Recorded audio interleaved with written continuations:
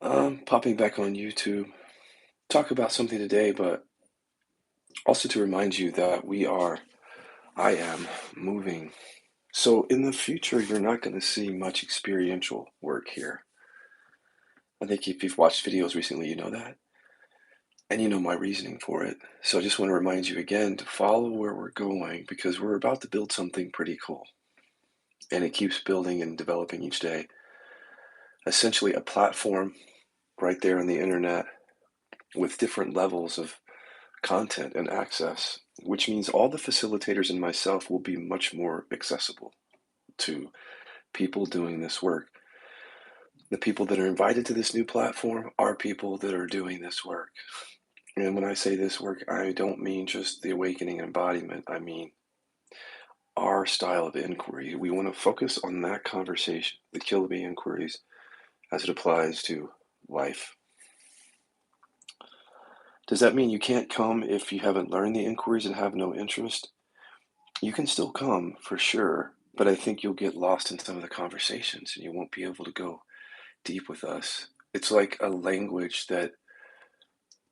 that we've created is just for the purpose of communicating how to look more deeply, more skillfully. That language might leave you behind if you don't learn the tools and the language that we use. I've done tons of inquiry, as you can imagine, at this stage in my life, and it's very clear to me what it is I want, just from a personal standpoint. And that does matter on what we actually want. And what I want is to have a deep and rich and honest conversation with those who have the readiness to pick these tools up and to go deeper than they've ever gone before. That's how I feel about it. I feel like with these tools, there's the possibility that you're going to go deeper than you've ever gone. I keep seeing it over and over again. Clients keep telling me these tools are taking me deeper than I've ever gone. What does that mean? Someone asked me, what does that mean? Deeper. There's no word that describes the part of awakening in which it's brought down all the way into the body. I mean, embodiment. Okay. But that's essentially the Kilby inquiries are not just a tool for awakening to your true nature, awareness. They certainly help to abide as that.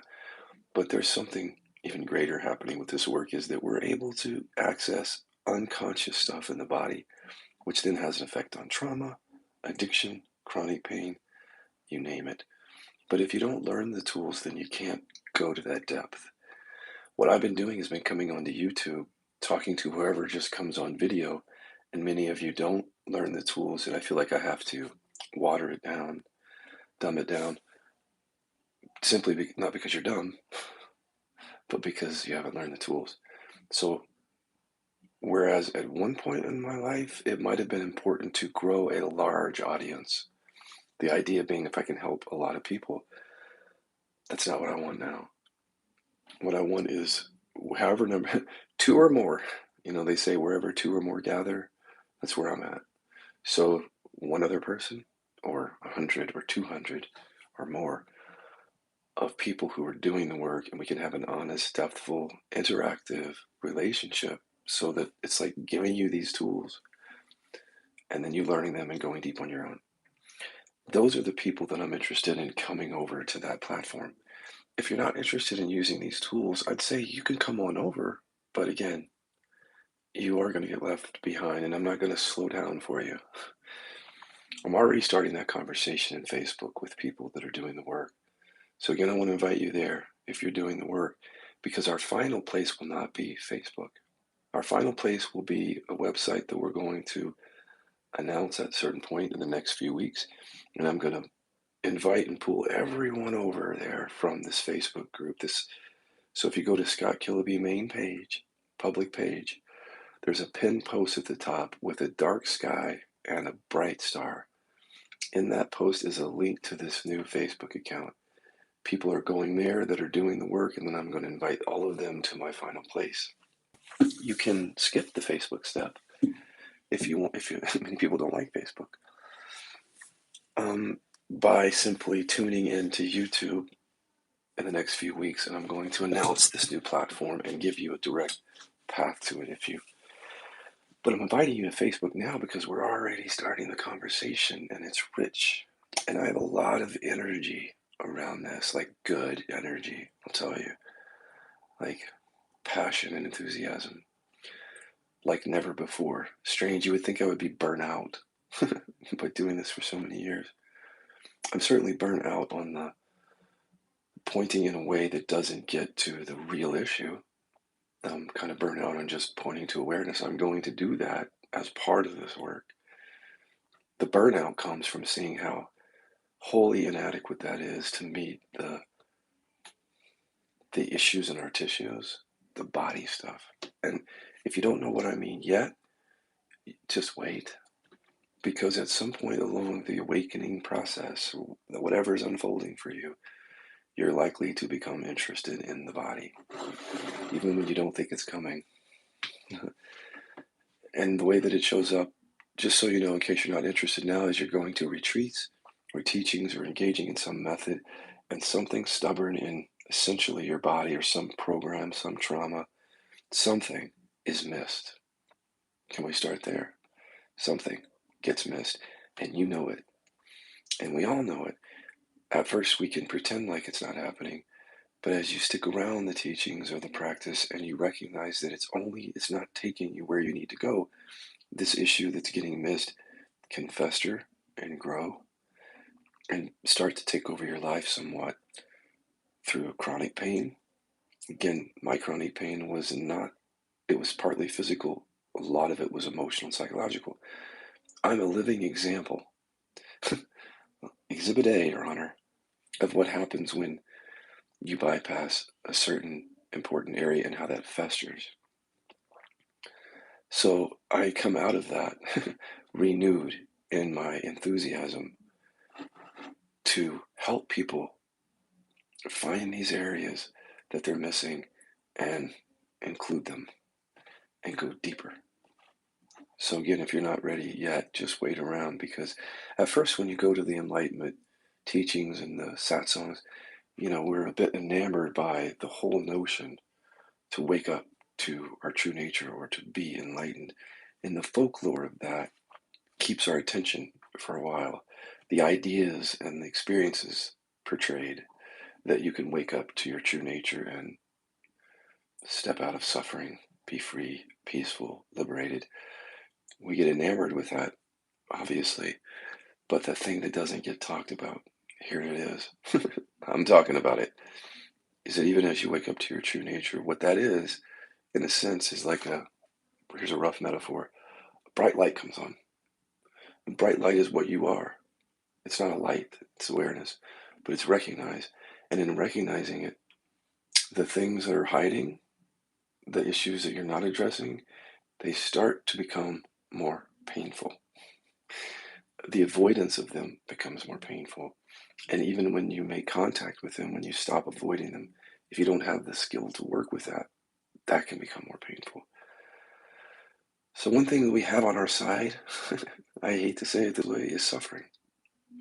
Because even if you're not suffering now, as you awaken to that awareness and you find something festering in your experience that you cannot reach, that you can't access through your usual meditation or who am I inquiry, that's when you might become interested in what I'm talking about. The thing is if you're interested in just the awakening to true nature, that's a big part of what I talk about. So if that's your path where you're focused on that, then stay focused. Keep coming around here. I'll be pointing to that in different ways. But I'm also inviting you. I'm like, yeah, recognize your true nature. Go ahead. And when you do, or as you recognize that, you'll see what I mean, that even abiding as that becomes challenging if there's unresolved stuff in the body. So the work that we're doing is pertinent not only to that embodiment process, but to abiding as awareness. Because if teacher points me to what I am, and I recognize that, um, that doesn't mean that I can abide as that. Just the recognition itself is no guarantee of abiding in it. And if you look more closely, you see that people that aren't able to abide as that, generally it's often because something is festering in their body or in their consciousness that they can't see, and that thing keeps triggering them. And then that's the oscillation. Like I'm getting triggered, something in my body, some old pattern, some old story deeply held in the body, coming up again, and then it sort of takes you out of that abiding. So all you have to do is look for these things, and then when you find them, the Kill Bee inquiries may become important. Then come along with us. That's a long way of saying come along. If you're starting to recognize this stuff. The topic of this video is something that I've actually avoided talking about. I recognized this morning as I woke up, that I just don't talk about this publicly much, and I'm not sure why. I'll take a look at that. But just recently, a client said to me, I'm losing interest in my connection to other friends of my past. I just had a little screen freeze there. And this happens every now and then, that some client will say, I'm going deep and I'm recognizing this clarity, and a lot of my issues are getting cleared up, and I just don't want to hang around this person, that person. I don't really want to call my mom and dad. My old friend that I used to go do this with, I get either bored or frustrated with the fact that they don't look at their stuff, and then they're just repeating these programs, and it's uncomfortable to be around that person. Follow me? Surely somebody would comment on that if it's going on for you. Now that I see my own conditioning, I can see why I didn't talk about it. It just came to me why I haven't talked about this. And if you watch my videos, you'll see that when the trauma that happened to me, the bullying, the result of that is that the program, I can't trust people. So I became a loner after the bullying. And my mom even commented on that, like, you're a loner. Like, how did that happen? I had no idea when she was asking me how that happened. But through inquiry, I saw directly that I developed the loner identity and I can't trust people program as a way to protect myself from bullies. And these bullies happen to be my best friends in sixth grade. So it's like anyone close to me, it can't be trusted. I'm just saying this so you can understand why I didn't talk about it, because the only being able to trust myself, feeling as if I could only trust myself, helped me on the path, because then I just sort of dismissed the usual dependencies that people get into. Like I wasn't interested in becoming fully devoted and dependent on a teacher because of my lonerness, quite frankly. But then as I got clear, I recognized that the lonerness is also conditioning. But as the awakening happened and I started to disconnect from some people, that did not create any trigger for me, because I've always felt more comfortable alone in solitude. So I don't think it was a big issue, as a client said the other day. It's like when you're awakening, you're kind of just waving. It's like you're on a boat in the middle of it, and you're just waving goodbye to your friends and family. And when he brought that up, he was rather kind of sad about it. My own husband brought that up as he's doing inquiry, is he has always thrived on attention and social connection, validation. He'll even tell you validation from circles of friends, family, and he finds himself less interested in that. And it's like a part of him, is he felt was dying, and he even missed that. And I was like, well, you can't really have your cake and eat it too. It's like, if we're going to wake up from our triggers in these relationships and our stories that create the neediness, the codependency, the attachment, and we can't wake up from that and still be attached to that, still be looking for validation in the same way. But I think it surprises people that that happens. Dan McClintock, my co-developer, had the same thing happening when we were doing a lot of the development of this work. He felt a pulling away from certain friends of the past. And the friends didn't understand that. I think it troubled him a little bit too. It's it just happens. It happens to all of us. The thing is I've had to go back and look though because of my loner identity. I can only trust myself. Part of my inquiry has been to make sure that I'm not cutting off any connections from that identity as I go deeper. So some of my inquiry is more like I want to go hang out with people. I want to connect with people to see what's hiding there. That might not be clarity. It could be old conditioning, self-protective, stay safe. This stuff can get really nuanced, and there's not one pointer that fits everybody's situation because having grown up as a loner, you can see how that sense of pulling away from people was perfect for the loner identity. But for someone like my husband who didn't grow up as a loner, had brothers, a full family, a big circle of friends, as you start to awaken and you're waving, because you don't feel the attachment and maybe don't even have the wherewithal to be with certain people anymore because of how they show up. That can be, there can be a process of grieving through that, or needing to grieve that.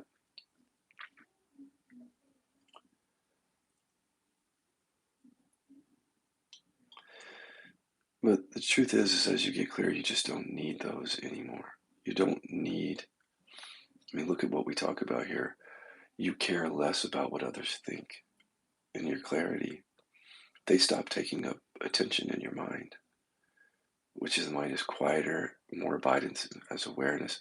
Whereas before it was, you know how it is in the ego consciousness. It's like everything is mirroring back something. Her look means I'm not good enough. What he said means I'm unlovable. What she did means I'm unsafe. And all these identities, these deficiency stories, make me want to go back and fix that, right? Because I need love. I need their approval. I need their attention in order to feel whole. And then that's not there anymore.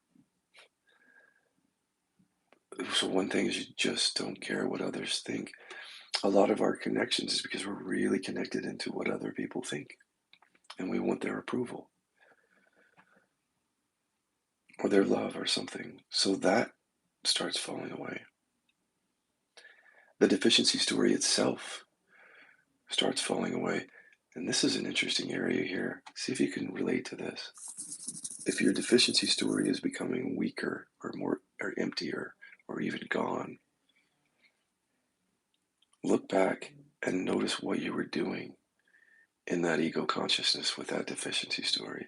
Let me just share about myself. You can just see what happened for you. I don't think I was generally interested in connection when I believed I was unlovable. I think I believed I was unlovable. And so my connections were about feeling lovable. And because the deficiency story sabotaged it all the time, every time I tried to get love from other people, I would feel unlovable. The identity would confirm itself, which would make me go look for love again and then feel unlovable again. So there wasn't really any connection happening then anyway. There was a disconnection happening. I would get into relationships and sooner or later they were doing something that makes me feel hurt or that brings up the trigger that I'm unlovable. And if that pain was great enough, I would just choose to disconnect from the person. I wouldn't choose it actually, it would just happen. So, what is it that you're losing? That's my question. Look back, because you can glamorize that and forget that there really isn't much connection when you believe in a deficiency story because the story just wants to confirm itself. Can you find that in your own life where your deficiency story has you out seeking something to fill up that hole inside, and yet the hole doesn't get filled up or didn't, no matter how many jobs you had or relationships or people who thought you were attractive or how much approval you got? It's like the sense of deficiency is one big gaping hole, bottomless pit. There's nothing, there's not enough from other people that would ever fill that hole. Why? Because the hole doesn't want to be filled. It seems like it does, but it really doesn't. This is a big game we're playing by saying, I want this from other people. I want this deep connection with people. But what's saying that is a deficiency story that's deceiving itself.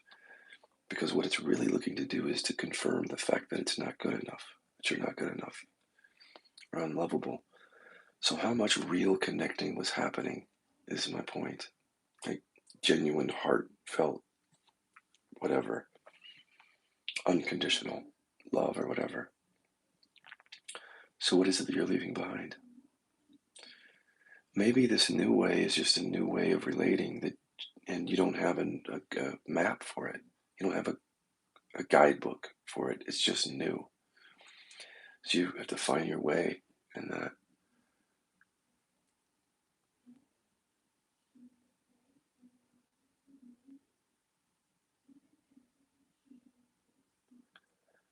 I don't feel attached to my family, to be honest with you. I mean, that's what transparency is all about, isn't it? I love my family. I love my family members, but I don't feel that strong attachment, and that is something to look at too. Because look at how we relate to our family. We're often replaying scripts from childhood, again, about deficiency or the trauma that we experienced. And so, in some ways, our experience of our family and the ego consciousness is driven by trauma, deficiency stories,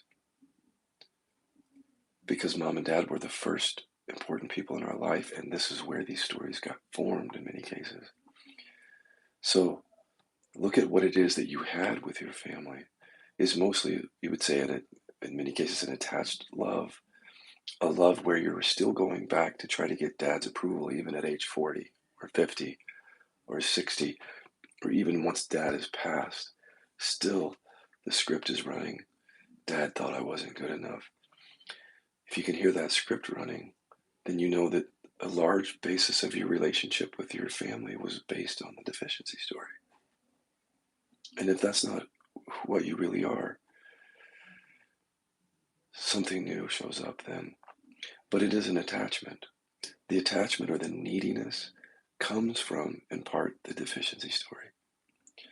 So it's just different. It's new. And if I would compare the way that I relate to my family, if I'm making a comparison, I could say, oh, I've lost something. But what have I lost, really? I've lost the attachment, the neediness, the codependency. But the love didn't leave. I still love them.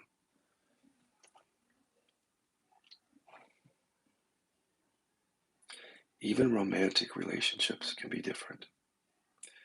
And that's where some of our strongest attachments and our wounds show up, our trauma. When I got with Chester, here's a moment of honesty. I feel like with Chester, when I found him, when we met, I think I was aware that part of the reason for the relationship was for me to wake up from certain things that I just had not had access to. So in the beginning, because there were some traumas to work out and anger, repression with Chester, he was the perfect person for me in the sense that the way that he shows up was perfect in that it triggered the most unconscious things in me, things that other people couldn't, other partners couldn't do for me. One, because he doesn't repress anger. So going into the relationship saying this is someone who's very comfortable with anger, and I was coming out of repression. But that was a bit of trauma bonding there. See? So being aware of when you're first getting into a romantic relationship, what things are getting triggered here. Notice early on what's getting triggered, because then you'll see how this relationship is there to wake you up. Using those triggers to wake up from them. So everything, a lot of the stuff that I've shared came through the practice of being in a romantic relationship, so that my traumas my leftover traumas and repressions could come to the surface. But the love was always there.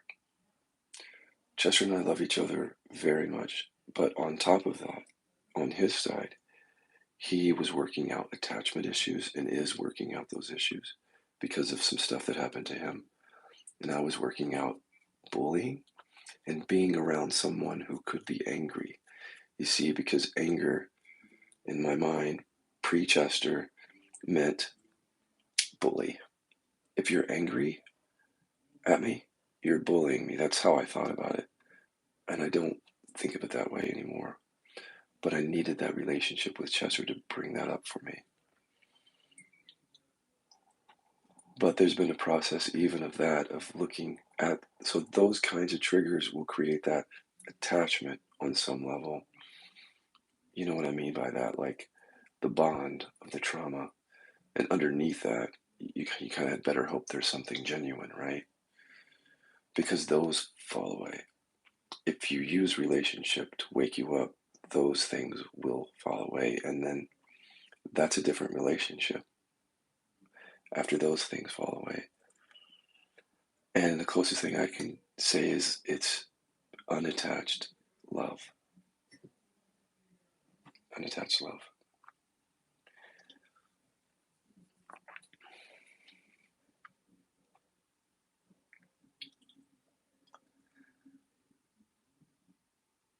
Yeah, I'm going blank now. Let's see if anybody has anything to say. You guys are quiet today.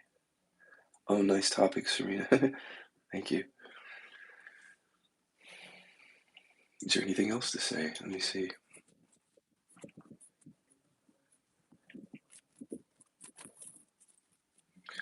Oh, yeah. What comes up for most people then is how other people are seeing what's going on with you. And this is where it gets tricky. I've seen people come into this work and then they're leaving friendships behind because essentially the friendships are based on the people in those friendships are very identified with whatever worldview or political view. And as you know, politics is dividing us in all these different ways now. So as you awaken, especially during this time where everyone's divided, people take their sides, and then they'll point outward at you to sort of distance themselves from you. So you might even experience people saying, "Oh, you're in a cult now. You're doing this inquiry or this non-duality thing. This is a cult." And so they may perceive you a certain way, and that can be hurtful when what you're doing is just unhooking from the attachment to them, but what they're feeling is pain as a result of that. They may not understand that process completely if they're not doing this kind of work. So those friends are still in that consciousness that is based in deficiency story and trauma, woundedness. So when you pull away, they might have their own stories that they're telling, and that might even trigger you. But this is why one of the reasons that I posted on my Facebook page, you don't have to try to get other people to know your side of the story. You have nothing to prove. You to try to be responsible for someone else's perception of you, how they're going to believe what they're going to believe. The issue is that how does it land on your side? So if you're pulling away from friends and they're saying, "Oh, you're in a cult or you're doing this or that," see how that lands. Because that's another way of getting clear of that stuff, like not being pulled into that. Especially if you know in your integrity that it's not a cult. You're literally finally dealing with your shit, is what's going on. And they're not. But they may not see it that way. One of the greatest inquiries to do on that is just what are they saying about you as you pull away? Are they calling you a name? Are they making some judgment? Just put it in first person. I'm in a cult. Just be in a cult for a moment there. Those words, that feeling, own it from awareness. Just let it be. Do some inquiry on it after it falls away. And you won't be concerned. You won't be getting caught up in what they're thinking. and then you can move on.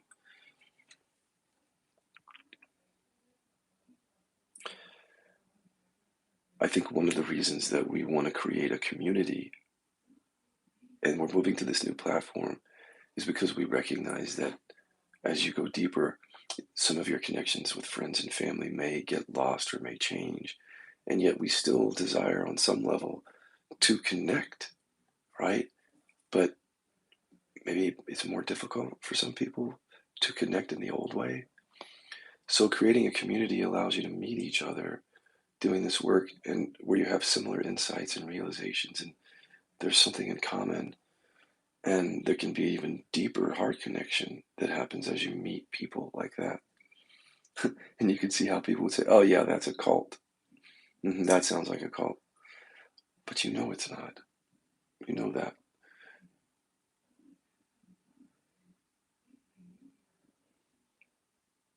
So another reason to come join us, right? Is one of the features we're going to have on the new platform is a chat forum where people can just connect with each other and talk about various topics with each other without a teacher or a facilitator coming in, just chatting, and that's a way to connect.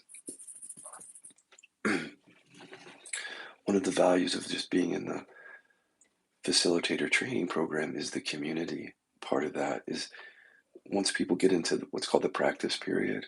So I work with them for about 10 weeks, and then they're in a practice period where they're working with other trainees and not only developing deeper skill and just awakening and embodying that, but also making connections with people that they resonate with. So that becomes like a family. After a while, some people are more connected than others. That's how it is everywhere. You'll find your little cliques are the people that you resonate with most.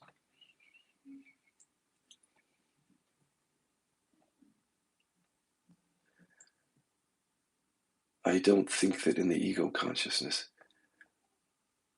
I think it could be incredibly painful to disconnect from the ego consciousness, like to be losing friends and family when you still have the deficiency stories and the trauma that are very needy. That can be painful. But as you awaken that, being able, it's like standing in your own integrity instead of trying to get other love from other people or approval. You just stand in your own experience, and you don't need that anymore.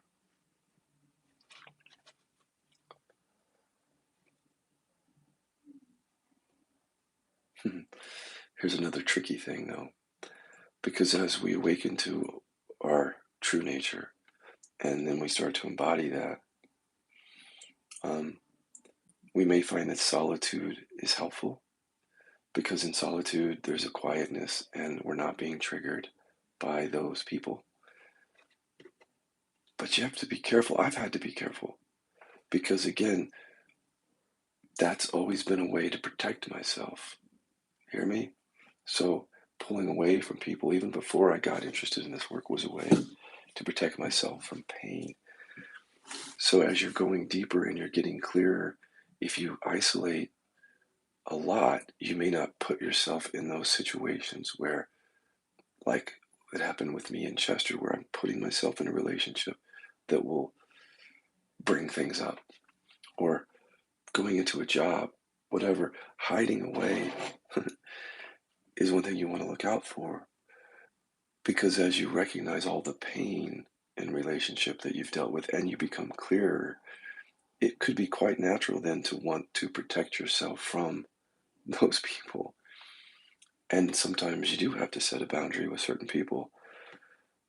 But I always encourage people not to hide completely, like put yourself out there, do some inquiry to help you put yourself out there.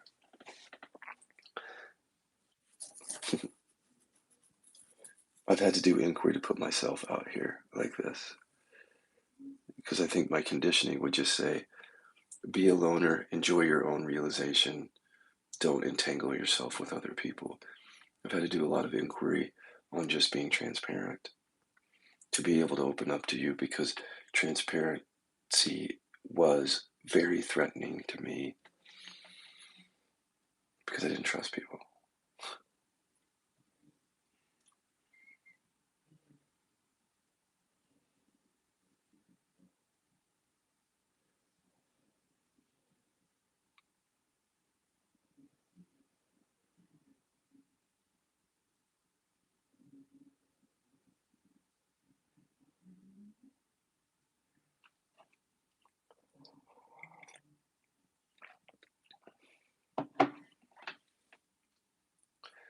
This is why I think the whole thing about going to an ashram or a monastery is not a bad idea until you're starting to use it as a way to hide.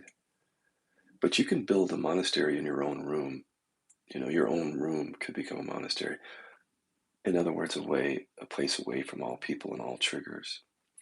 And so when you're living in a solitude, a life of solitude like that, whether it's in your room or in a monastery or an ashram, just notice that you've created an environment in which you're fairly protected against the elements of humanity, people.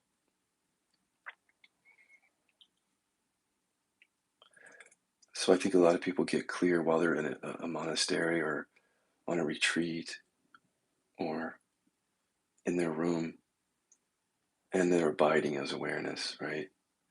But because the body keeps the score, all the old triggers in relationship, maybe many of them are not even being activated.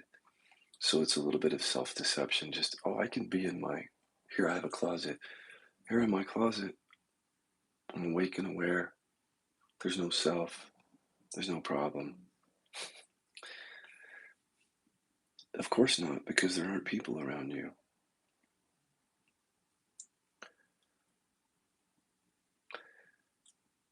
Good thing about inquiry is that if you're using solitude as a hiding place, you can begin to look at that through inquiry to help that kind of fall away so that you come out of hiding, putting yourself in those situations where you might get triggered, where an old trauma might finally come up that's been hiding.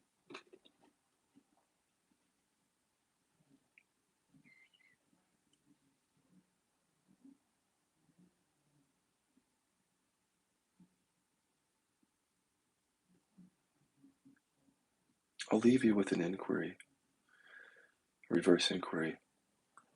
Just sit, close your eyes, and look at people that you know, a bunch of them, and just say to yourself, I want to be around people. I want to connect with people. Watch what comes up.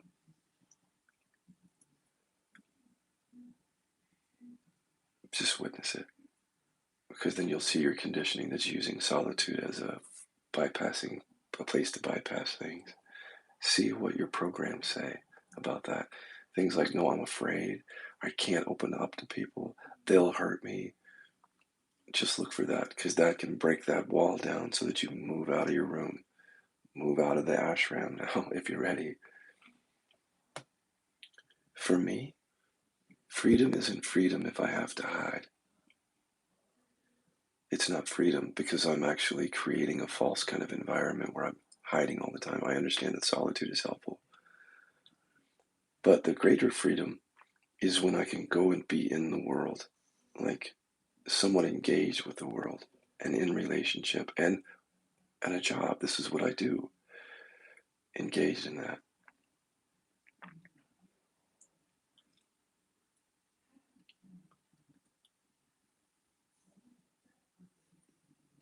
So that I can see.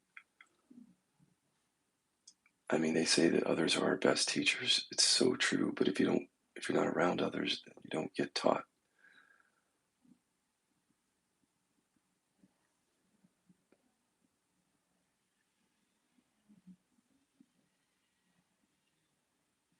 Yeah, that's it. I'll probably be back, guys. We'll see. I may go to the Facebook room for a short video.